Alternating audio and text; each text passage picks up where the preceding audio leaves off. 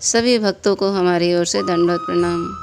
आज हम लोग सुनेंगे कि हरि नाम का जप जब नहीं करते हम सब तो उसका क्या दुष्प्रभाव पड़ता है। इसके बारे में श्रवण करेंगे कि जब एक भिक्षु की मृत्यु होती है तो बहुत दुखदाई होती है, और जब मादा भिक्षु अपने बच्चे को जन्म देती है तब सभी बच्चे उसके जन्म लेते ही अपनी माँ की पीठ पर बैठ जाते हैं। अपनी भूख मिटाने के लिए तुरंत ही अपने माँ के शरीर को ही खाना शुरू कर देते हैं और तब तक खाते हैं जब तक कि उसकी माँ की अस्थियाँ शेष नहीं रह जाती। वो तड़पती रहती है, कराहती रहती है, लेकिन ये पीछा नहीं छोड़ते हैं और ये उसे पल भर में नहीं मारते, बल्कि कई दिनों तक चलता रहता है ये क्रम, और असहनीय पीड़ा को वो झेलती रहती है। तब कहीं जाकर उसका दम निकलता है।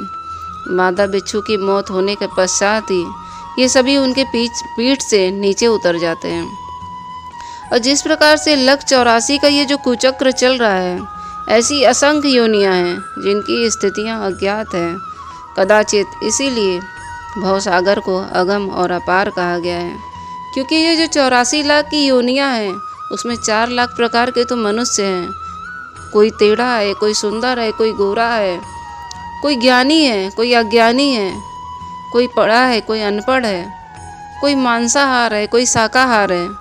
इस प्रकार से इनके 4 लाख प्रकार के मनुष्य जातियाँ हैं, 40 लाख प्रकार के पेड़ पौधे हैं और 11 लाख प्रकार के कीट पतंगे हैं, 20 लाख प्रकार के 4 पैर वाले पशु हैं, 20 लाख प्रकार के पानी में रहने वाले जंतु हैं। तो इस प्रकार से बहुत मिला करके तब कहीं जा कर के 40 लाख प्रकार के 84 लाख योनियाँ बनती हैं, और तब कहीं जा कर के हमें ये मनुष्य योनि मिलता है और हम इन्हें व्यर्थ में गंवाते चले जा रहे हैं। हम कभी ये ध्यान ही नहीं दे पाते हैं कि हमारी भक्ति हमसे छूट रही है, और हम ये सोच ही नहीं पाते। हम अपनी मौज में, अपनी दुनिया में रहते हैं और हम ये कभी देखने नहीं चाहते हैं कि हमारा अगला जीवन कैसा होगा। हम अपने बारे में भी नहीं सोचते हैं कि हमारा आगे जाके क्या होगा, हमारा अंत कैसा जाएगा। तो संत जन भी यही कहते हैं कि ये जो मनुष्य योनि मिला है ना, ये हमें कर्मों के ही भुगतान के कारण मिला है। अर्थात इंसान इस जीवन में जो कर्म करेगा उसको नाना प्रकार की असंख्य योनियों में इन कर्मों के आधार पे ही उसे सुख दुख मिलते रहेंगे, और ये होना तय है। मनुष्य योनि बड़े ही मुश्किल से मिला है। ये जो गलियों में जो आवारा जानवर घूम रहे हैं ना, इन्हें भी कभी मनुष्य जन्म मिला था। इनमें से भी कोई डॉक्टर था, कोई इंजीनियर था और कोई टीचर था, और इनके भी गुरु ने इन्हें यही बोला था कि नाम जप करो, भगवान का स्मरण करो, भगवान को धन्यवाद दो। परंतु इन्होंने हंसकर जवाब दिया था, अभी मेरे पास समय नहीं है। वो मनुष्य जन्म हार गए और भगवान का भजन नहीं किया, ना ही धन्यवाद किया, इसलिए आज ये पशु योनि में आ गए। अब देखो, इनके पास समय ही समय है और बेचारे गली के आवारा कुत्ते की तरह घूम रहे हैं। कोई इन्हें दुत्कारता है, कोई इन्हें फटकारता है।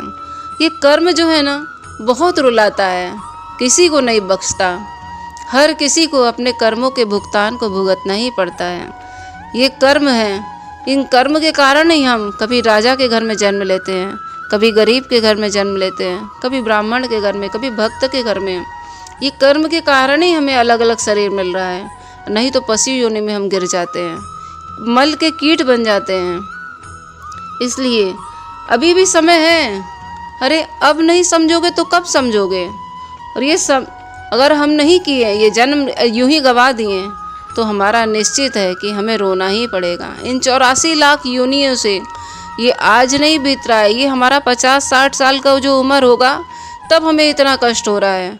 सोचो, जब 84 लाख योनि से घूमते हुए आएंगे तो हमें न जाने कितना कष्ट, कितने बच्चों के माँ बाप बनना पड़ेगा, कितना पढ़ना पड़ेगा, कितना ये दुनियादारी देखना पड़ेगा, न जाने क्या कुछ नहीं करना पड़ेगा। तब कहीं जा कर के ये मनुष्य शरीर मिलेगा, और उस मनुष्य शरीर में भी यदि हमने ज्ञान नहीं लिया, समय रहते हम अगर भगवान का भजन नहीं किए, तो हमें कितना रुलाएगा ये कर्म, ये हम नहीं बता सकते हैं।